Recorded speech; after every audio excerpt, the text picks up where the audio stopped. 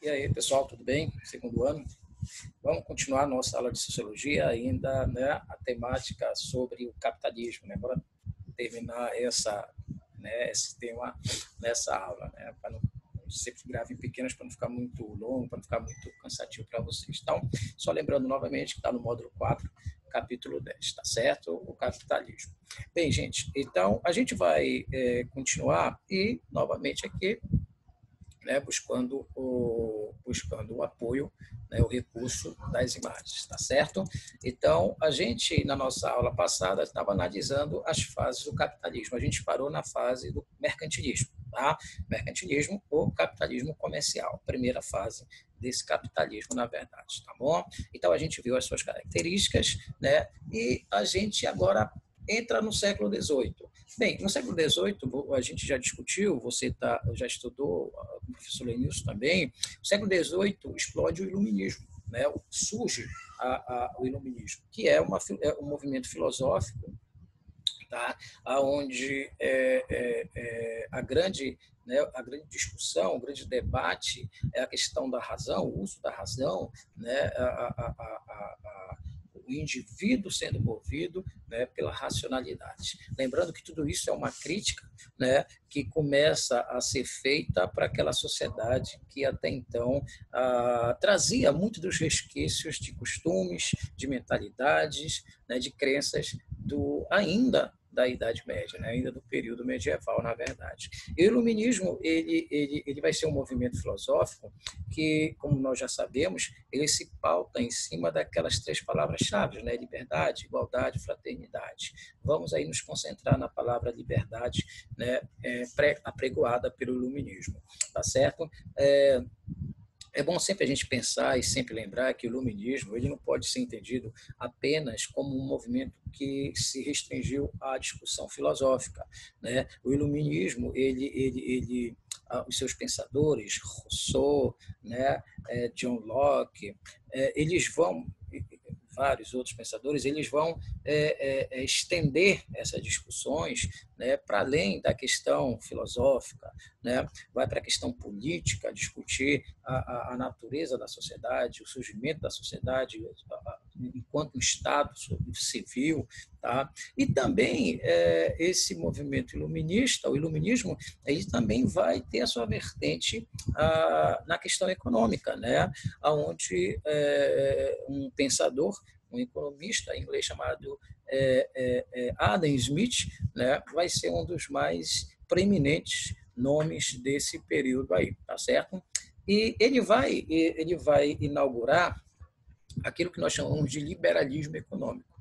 E, novamente, eu chamo a atenção para a palavra liberdade. Né? O iluminismo batia muito em cima disso, né? Era uma das bandeiras fortes do iluminismo, né? A palavra liberdade, igualdade e tal. E reparem nessa imagem aqui, que nós estamos falando de liberalismo no aspecto econômico, liberdade no aspecto econômico.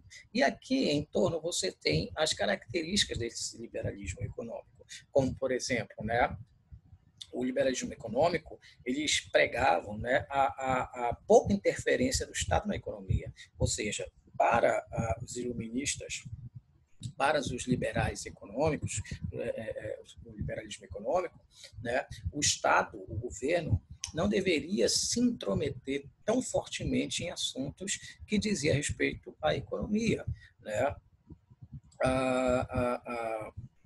Para os liberais, né, vamos chamar os liberais, que é assim que eles ficam conhecidos, né, para esses liberais, como o Adam Smith, o papel do Estado era só regular, né, era só fazer pequenos ajustes, mas a economia por si só andava sozinha, né, caminhava sozinha, tá certo?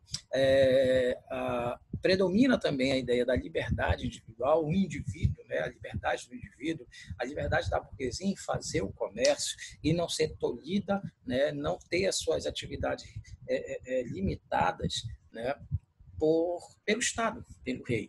Repara que essas críticas elas batem direto numa das principais características do absolutismo, né?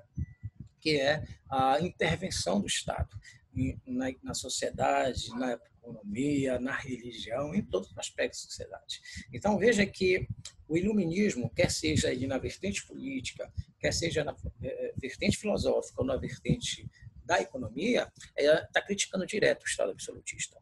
Né? Está criticando direto essa forte intervenção, esse forte controle do Estado sobre a sociedade, sobre o indivíduo, né?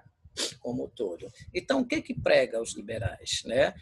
O livre comércio, liberdade de comércio. Né? O Estado não precisa estipular preço, nem medidas, nem padrões para o comércio. Esse comércio tem que ser livre. Quem tem que, na verdade, estipular, quem tem que organizar, é quem vive desse comércio, a burguesia.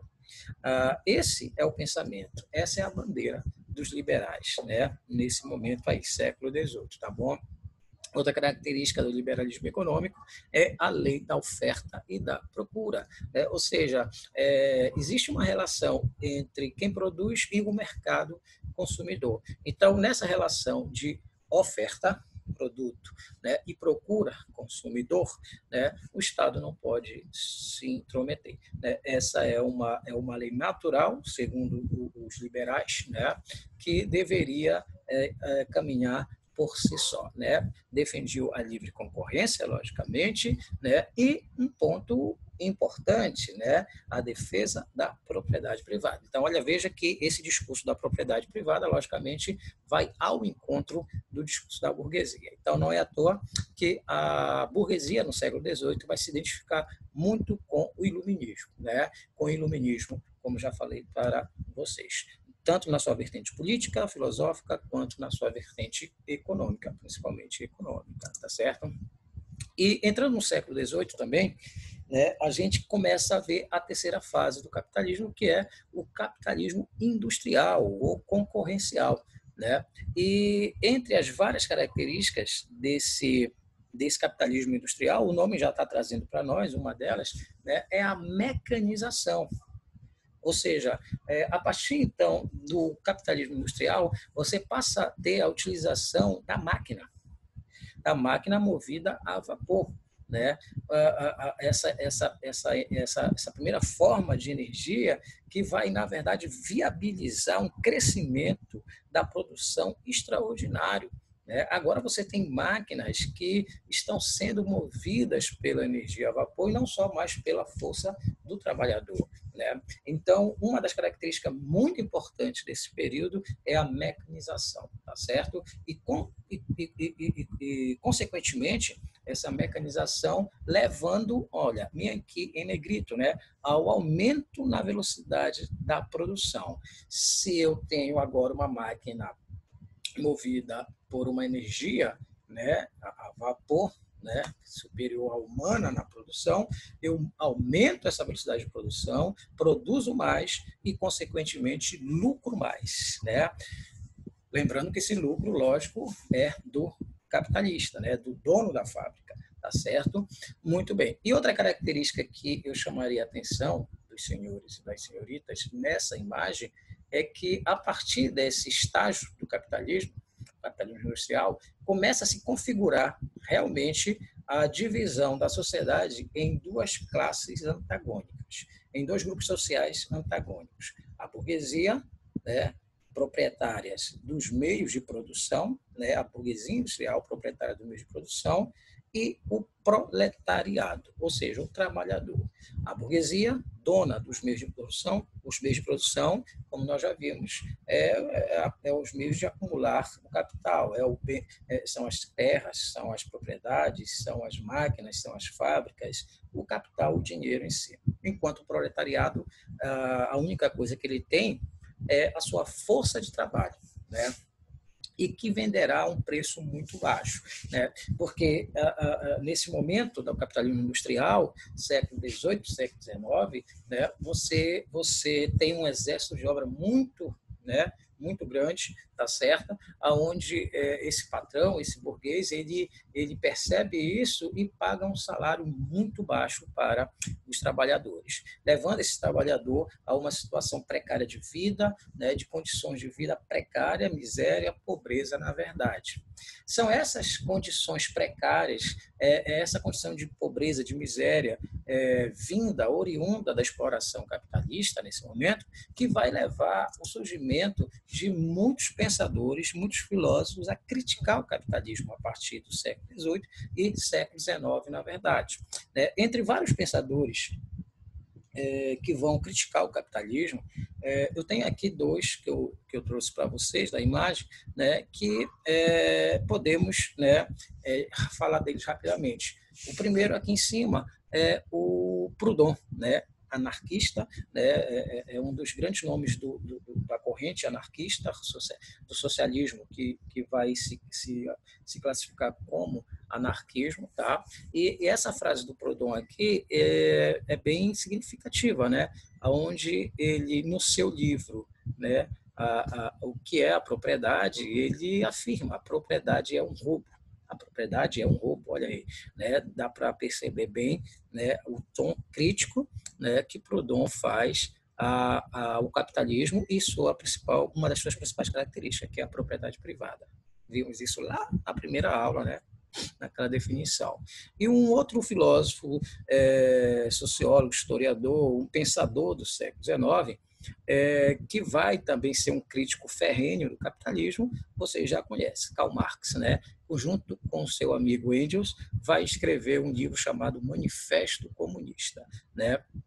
E uma frase muito interessante de Marx nesse momento, que ele diz assim, né, os trabalhadores não têm nada a perder em uma revolução comunista, a não ser suas correntes, seus grilhões, aqueles que os prende, né? Ou seja, Marx já estava aí delineando, né, aquilo que seria o ponto forte da sua teoria, né? Ou seja, a eclosão de uma revolta, né, de uma revolução feita pelo proletariado, né, o que ele chamaria de uma revolução proletária, né? Ele era defensor dessas ideias aí, certo?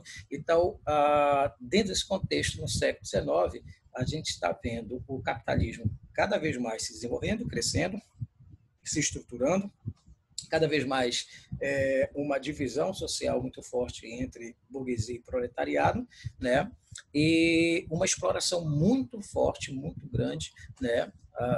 Chegando realmente à questão de ser uma exploração desumana, porque muitos desses trabalhadores, né, chegavam a ter um ritmo de trabalho de 12 horas por dia, você imagina o que seria isso, né? Trabalho duro numa fábrica, perigoso, sem direitos trabalhistas. Naquela época ainda os trabalhadores ainda não haviam alcançado os seus direitos trabalhistas, tá bom?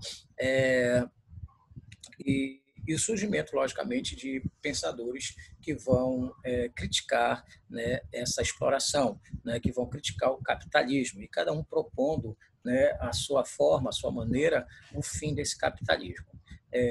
Para Marx, o capitalismo, né, só chegaria ao fim a partir do momento também que o proletariado se revoltasse contra essa exploração. Com o fim do capitalismo, teríamos o fim da propriedade privada e, segundo Marx, a construção de uma sociedade igualitária, né?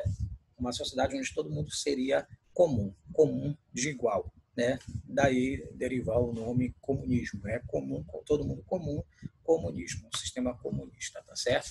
Então, aí nós temos as principais ideias nesse momento da chamada revolução do capitalismo na sua fase de revolução industrial, tá certo? Na sua fase industrial. Beleza? Um grande abraço para todos, né? Na próxima aula a gente encerra o capitalismo, tá bom? Bem, lave sempre as mãos, não saia de casa. Abraço, até uma próxima.